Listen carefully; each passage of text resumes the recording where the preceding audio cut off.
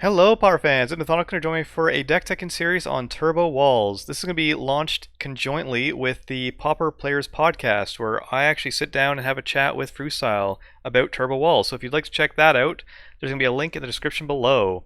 Jumping into the deck tech, this is a deck that many of you have seen around. It's been posting a couple results here and there, and to be honest, I've been very much enjoying it. It's been scratching that itch that Rally Gone has kind of always left. Just kind of having a two-card combo that does something to eventually win the game. And in this case, we get to play a bunch of creatures that don't do anything.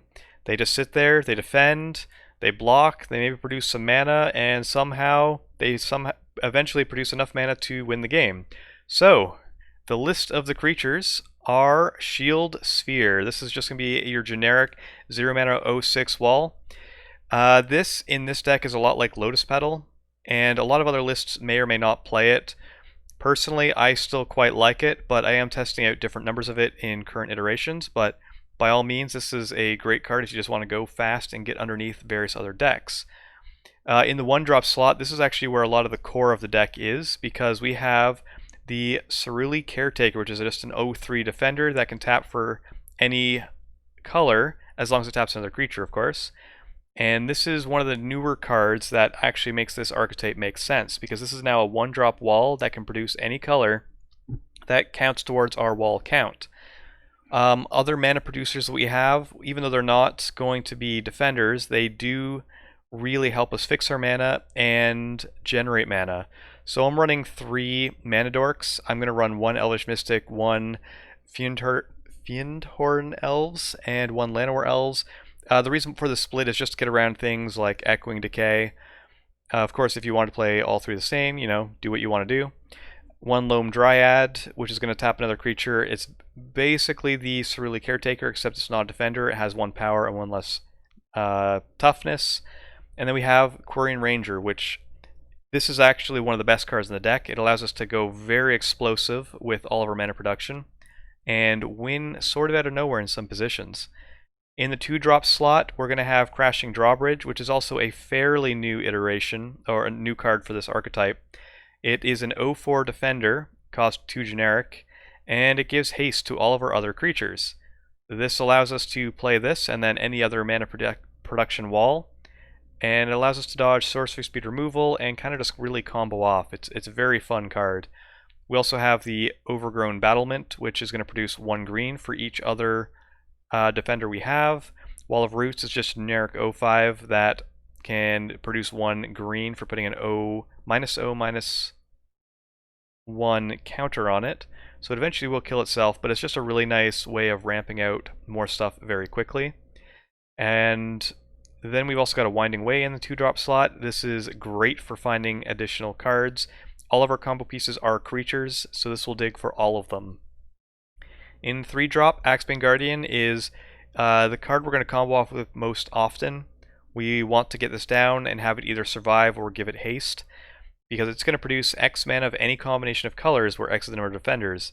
This is going to allow us to produce any color, which is extremely important because our win conditions are blue and black cards. Lead the Stampede will allow us to dig 5 cards deeper for any creatures. Then we've got Vivian's Grizzly. This is one of the... It's in effect a combo piece, because when we have infinite mana, this will allow us to look through our entire deck for any other combo pieces that we want to find. It is, of course, a 2/3, 3-mana card, and you pay 4 to look at the top card of your library. This is a very powerful card, even though it is a little bit slow unless we have infinite mana. So for the combo itself, it is 2 cards in particular. It's Galvanic Alchemist, which will allow us to untap the soulbound creature for 3 mana. In many cases, that's going to be an Axebane Guardian. Occasionally, it will be an Overgrown Battlement with a Leafcaller to produce all the blue mana we need to do that. And then, with all that infinite mana, we're eventually going to play a Bloodrite Invoker and pay generally on the order of 56 mana to dome them for 21. This is the card we're playing over... I believe there is a red version that also does 8 mana to burn them out, but we're playing this one instead because this plays around Prismatic Strands and the like. Some support cards that we're playing are for Drift of Phantasms. This is going to allow us to tutor out any of our combo pieces. Axebane Guardian, Alchemist, Invoker, and Grizzly, as well as Lead the Stampede if we've got nothing else going on, all get tutored by this card. It's absolutely amazing. And in a pinch, we can always play it as a defender for the count or as a flyer for a blocker. And then the last card holding us all together is a Reap in the Graves. This actually has a lot of purposes in the deck. The number one obvious purpose is it allows us to tutor for this to get back any combo pieces if our opponent countered or removed any of it, but it also allows us to go off with just one Drift of Phantasms and a lot of mana. Because if we use the Drift of Phantasms to find another Drift of Phantasms, play a card, we can then Reap in the Graves. So Drift of Phantasms into Drift of Phantasms into Reaping the Graves. The Reaping the Graves will get back both Drift of Phantasms, which would then allow us to tutor for both the Alchemist and the Invoker. Of course, this requires a ton of mana, but it is a relevant play that may need to come up at some point. In the sideboard, we're just going to have a lot of things to protect our guys, as well as alternate win conditions in case our opponent really wants to disrupt our plan. So Ulamog's Crusher is something we're going to be bringing in for any slower matchup. It allows us to just completely destroy Tron. It's fine against Boros. We're going to bring it in against a lot of Delver matchups or counterspell heavy decks just as an additional threat that they will need to counter, or any removal spell heavy decks as well. We just want extra threats for those matchups. We've got 4 Scattershot Archers, which is, the obligatory Delver hate. Also does well against Boros Bully. And since Delver's been around a lot lately, we're running the full 4. If you're not expecting a lot of Delver in your meta, feel free to cut that back a little bit. Krosan Druid is the one of, hopefully this gets us there against Burn card. We don't really have much in the way against Burn because it is just a terrible matchup. And the more we bring in to try and protect ourselves against Burn is that much, it slows the deck down for every card we bring in. So realistically, I found the best plan is just kind of cross your fingers and hope they have a slightly slower draw, and then have Crushers and a Druid just to kind of gain some life to buy some time and crush them down if we don't have the nut draw of going off like turn 4.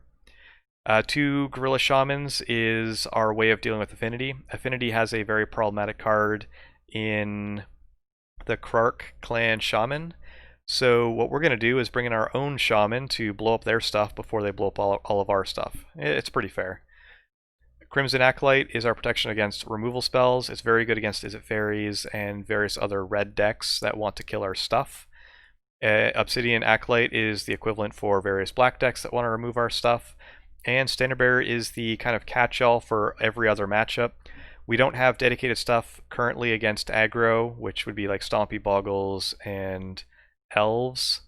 So Standard Bearer just kind of comes in against all of them to slow them down. It also comes in relevant in various other matchups. We can bring it in against Burn if we want to try and slow them down, even though it ends up slowing us down as well. Other sideboard cards to consider. There's a Caustic Caterpillar if you want to deal with artifacts and enchantments on one card, as well as like a Moment's Peace, which you can mill into your graveyard with Minding Way if you're expecting a lot of things to come at you, aggressive style. But I've been enjoying keeping this a creature-focused sideboard, just so that way I don't have to have any of those bad feels of something getting milled over that I wanted to draw with a Winding Way or the Lead the Stampede. But of course, this sideboard is very flexible since we do have access to all colors. And yeah, have fun with it. So that's it for the deck tech. And I will see all of you for the league. And then of course I'll have a wrap up where I'll talk about some alternatives and just stuff in general. And once again, if you want to hear just a random chat about Turbo Walls, please check out the Pauper Players Podcast.